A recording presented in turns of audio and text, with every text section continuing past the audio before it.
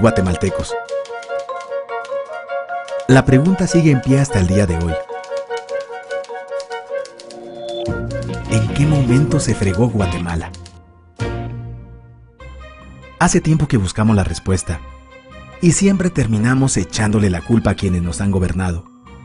Es más fácil decir que Guatemala se hundió desde Manuel Estrada Cabrera y su negociación con los gringos y la United Fruit Company, porque el presidente Jorge Ubico era un dictador y un tirano, o que si Jacobo Arbenz y su ley de la reforma agraria, que por los constantes golpes de Estado y los gobiernos militares, o por la guerra o por la paz, o porque a Cerezo le gustaba el desorden y el relajo, por culpa del Serranazo, que pretendía la disolución del Congreso y manipular los tribunales electorales y de justicia, o que si Arzú vendió Guatel, o por el descaro de Portillo, o que si Berché no hizo nada, o que si en el Congreso se clavaron los 82 millones, por culpa de la mayoría de la clase política que gobernó y gobierna Guatemala, y que continúa en el escándalo y la corrupción. Pero por más que querramos zafarnos por la crisis social que asfixia a Guatemala, compartimos demasiados hábitos que nos hacen muy parecidos a quienes culpamos y criticamos. Porque aún compartimos que ser sinvergüenza debería ser parte del orgullo nacional.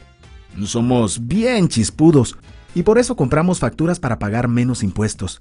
Ganamos nuestros trabajos no por nuestro esfuerzo o capacidad, sino porque tenemos un buen conecte. Nos colamos para que nos atiendan primero. Aceleramos en amarillo y nos pasamos el semáforo en rojo, porque así llegamos más rápido. Somos tan pilas que si no encontramos estacionamiento, nos parqueamos en el reservado para las personas discapacitadas. Robamos señal de cable, robamos agua, electricidad, y no nos consideramos ladrones. Reclamamos justicia y que no haya corrupción, pero le damos mordida a un policía para no tener problemas, o al juez para que abogue por nuestra causa. Jamás dejamos pasar a un peatón en la línea de cebra, porque en Guatemala el que no es chispudo no es nadie. Pero ¿por qué si somos tan chispudos le bocinamos a un semáforo en rojo? Como que el semáforo fuera a entender nuestra desesperación. ¿Por qué tiramos basura en la calle? Como que si la ciudad perteneciera a cualquiera menos a nosotros. ¿Por qué nos quedamos callados y no protestamos cuando los choferes cometen imprudencias? Y hasta nos hacemos cómplices de ellas. ¿Por qué estamos tan interesados en los chismes que salen en el peladero, en vez de preocuparnos por conocer algo de nuestra historia, de nuestra economía, nuestra literatura, o al menos saber cuáles son nuestros derechos más elementales? ¿Por qué sentimos que se nos hace un favor cuando un burócrata nos atiende? ¿Por qué cuando alguien hace algo bien decimos que parece que fuera de otro país? Como si eso fuera mejor. ¿Por qué no nos sentimos orgullosos de nuestra diversidad cultural? ¿Y por qué si somos tan chispudos seguimos alimentando este círculo vicioso que no nos deja avanzar como sociedad y país? Es cierto que nuestros niveles educativos dan pena, y si queremos llegar a ser un país con posibilidades de desarrollo, se tiene que invertir en escuelas y capacitar a los maestros. Pero ¿de qué nos servirá una buena educación fuera de casa, cuando ni siquiera nos hacemos responsables de nuestros propios hijos? Cuando dentro de nuestras casas los educamos dándoles el peor ejemplo.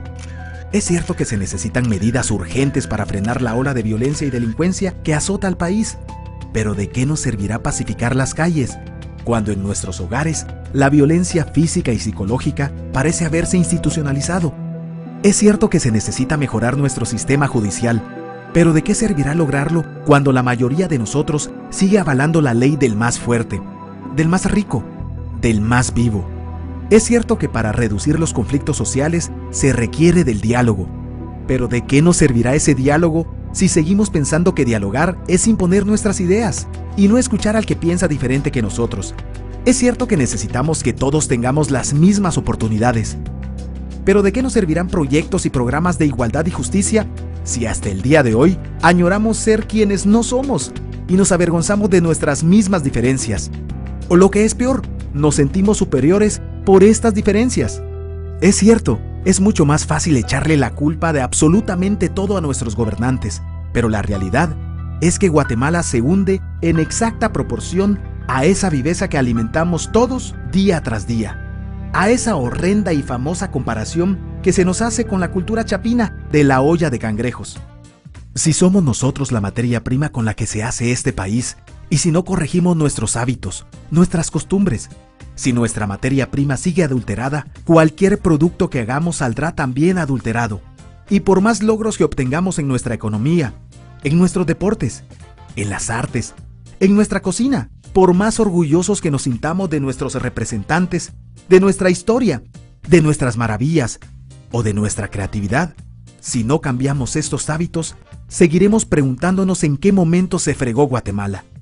Yo ya estoy harto de esa pregunta. Estoy harto de ver cómo un país con tantas posibilidades y oportunidades, con tantas riquezas naturales y con tanta historia, tenga que seguir viviendo en el subdesarrollo, solo porque no nos creemos capaces de vivir de otra manera. Estoy harto de que nuestras desgracias continúen siendo un buen negocio.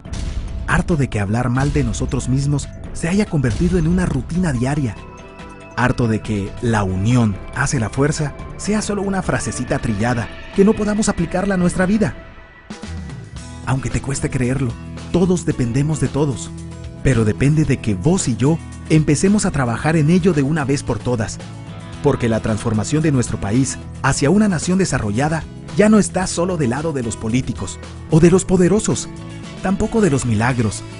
La transformación de Guatemala está en la capacidad que tengamos de hacernos responsables de nuestros actos y de rebelarnos en contra de nuestra viveza. La transformación de Guatemala está en ti y en mí, en todos. Está en nuestras instituciones y en la posibilidad de trabajar unidos con un compromiso verdadero. ¿Qué pasaría si cambiamos la pregunta? Si ahora yo dijera, ¿en qué momento se arregló Guatemala? Aunque te parezca una pregunta ilógica, tenemos que creer en ella. La respuesta está en nuestras manos. Todos dependemos de todos.